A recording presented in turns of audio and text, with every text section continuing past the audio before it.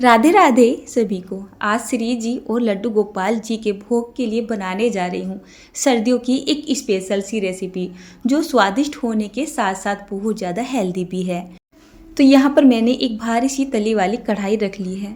कढ़ाई में डाल दिया है करीब 1 टेबल स्पून के जितना घर का शुद्ध देसी घी। आपके पास जो भी घी हो आप उस घी का इस्तेमाल कर सकते हैं। मैंने यहाँ पर ये 3 तरीके के ड्राई नट्स ले लिए हैं, जिसमें है काजू, बादाम और अखरोट। अखरोट की क्वांटिटी मैंने सबसे ज़्यादा रखी है और बाकी जो काजू बादाम थे उसको थोड़ा थोड़ा करके लिया है। इनकी क्वांटिटी आप अपने हिसाब से रख सकते हैं। घी जैसे ही हल्का सा गर्म हो जाएगा, तीनों ही तरीके के ड्राई नट्स यहाँ पर डाल देंगे।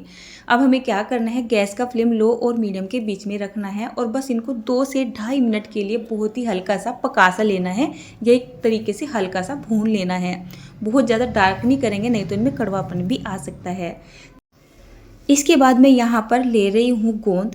गोंद के बारे में तो अक्सर सभी जानते हैं और इसके जो गुण होते हैं या इसके जितने फ़ायदे होते हैं ना, बचपन से सुनते आ रहे हैं अपनी दादी से, नानी से, सभी से ही। ये हमारे शरीर में अनेकों फ़ायदे करता है, खासकर जोड़ों का दर्द, कमर का दर्द, या खासकर एक लेडीज़ के शरीर में तो ये बहुत ही ज़्यादा फ़ायदा कर देता है। अब इसके गुणों का बखान करूँ तो वीडियो लंबी हो जाएगी।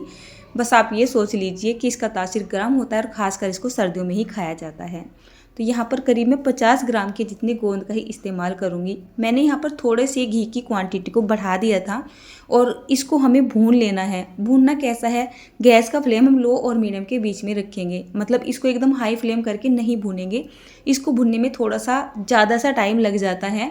अगर आप इसको गैस को तेज़ करके भून लेते हो तो ऊपर से तो ये सिक सा जाता है, लाल सा हो जाता है, लेकिन अंदर से ना कच्चा सा रह जाता है। इसलिए इसको थोड़ा धीमी आंच पे भूना जाता है। 2 से 3 मिनट का टाइम लगता है मुट्ठी भर गोंद को भूनने में।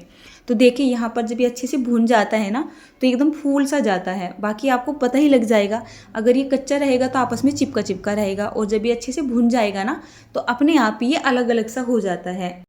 तो आँच को धीमा रखते हुए और घी की क्वांटिटी को थोड़ा सा बढ़ाते हुए आपको ये गोंद भून के तैयार कर लेना है। ज़्यादा डार्क मत करिएगा, नहीं तो ये खाने में ना कड़वा कड़वा सा भी लग सकता है ना। तो चलिए यहाँ पर मैंने ये सारा गोंद और जो मेरे ड्राई नट्स थे ना, इनको तो मैंने भून के कर लिया है तैयार। थोड़ा सा बच रहा था, इसको भी मैंने भून लिया है।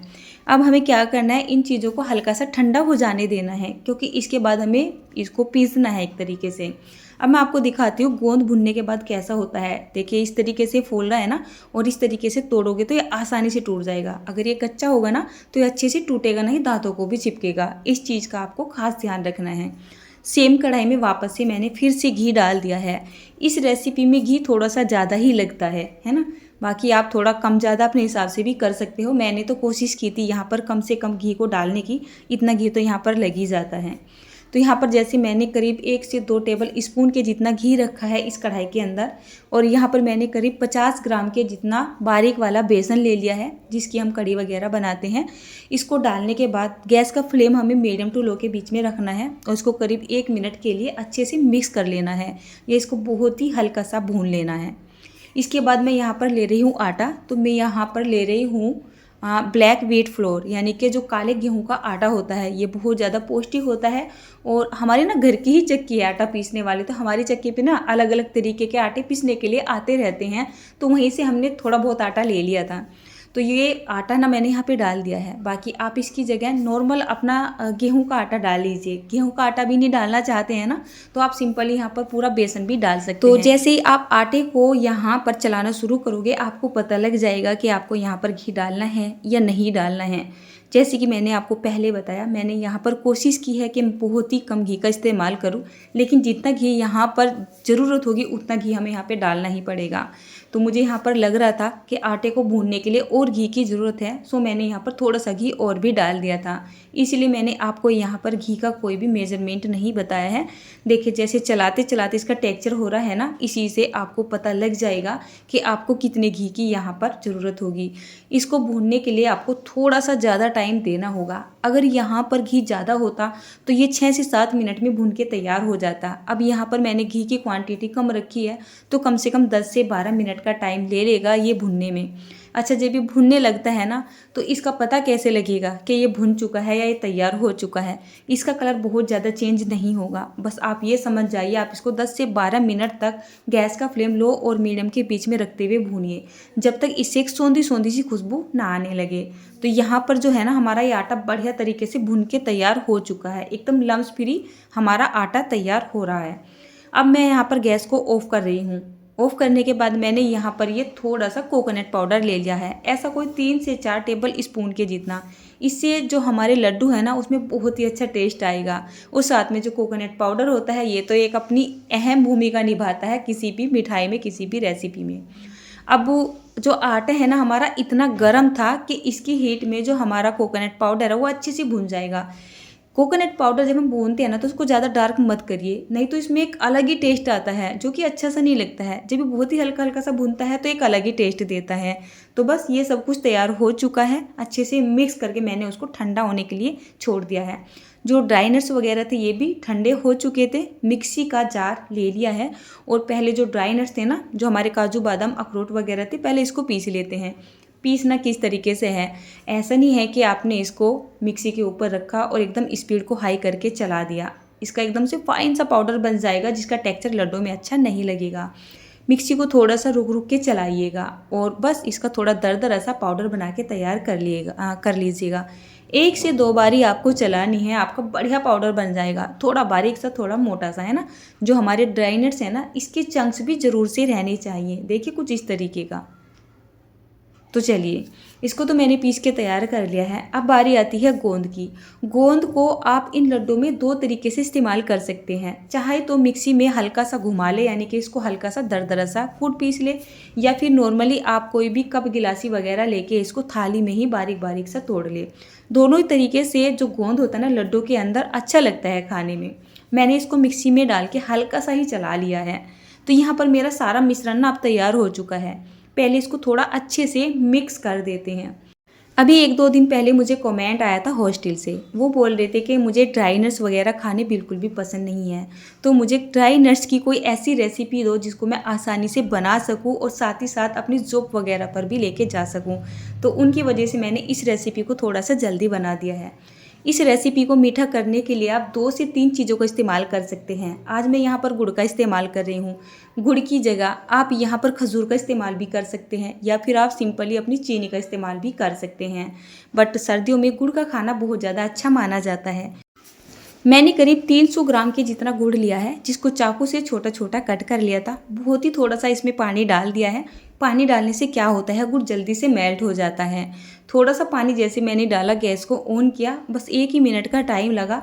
जो गुड़ था ना वो हमारा यहाँ पर मेल्ट होना शुरू हो चुका है। हमें इसकी एक तार वाली चाशनी नहीं बनानी है, बस इंतज़ार ये करना है कि यहाँ पर ये गुड़ घुल जाए और इसका जो ये सिरप बनेगा थोड़ा सा चिपचिपा बन जाए। तो वेट कीजिए 2 से 3 मिनट का। तो आप इसका ज़्यादा ध्यान रखिए। मैंने यहाँ पर पानी का मतलब इस्तेमाल ना बहुत ही कम किया है, तो यहाँ पर तार बनने के चांस भी बहुत ज़्यादा है। तो 2 से 3 मिनट का ही टाइम लगेगा और आप इसको चलाते रहे और चेक करते रहे। अब मैं आपको बताती हूँ आपको इस सिरप को किस तरीके के टेक्सचर में बनाना है। जैसे आप इसको इस तरीके से उछालते चले जाओगे ना, तो यहाँ पर आपको मोटे मोटे से बबल नज़र आएंगे। और आप चमचे से जब इसको इस तरीके से थोड़ा सा चला के या फिर इस तरीके से चेक करके देखोगे ना, तो एक बहुत ही हल्का फुल्का सा तार बनेगा, या फिर आपको ऐसा महसूस होगा मानो ये शहद हो।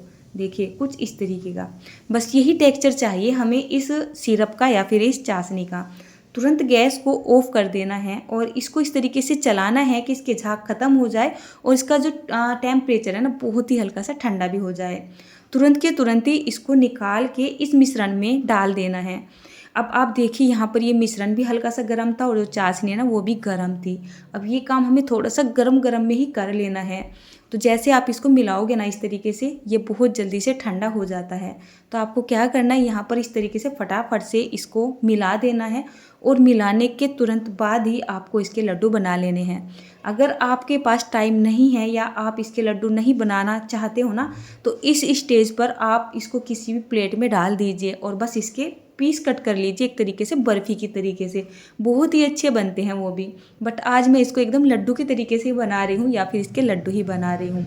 अभी ये मिश्रण गर्म है तो आपको थोड़ा सा गरम गरम में ही हाथों को जलाते हुए लड्डू बनाने हैं। बहुत ज़्यादा नहीं जलेंगे, बहुत ही हल्के हल्के से जलेंगे।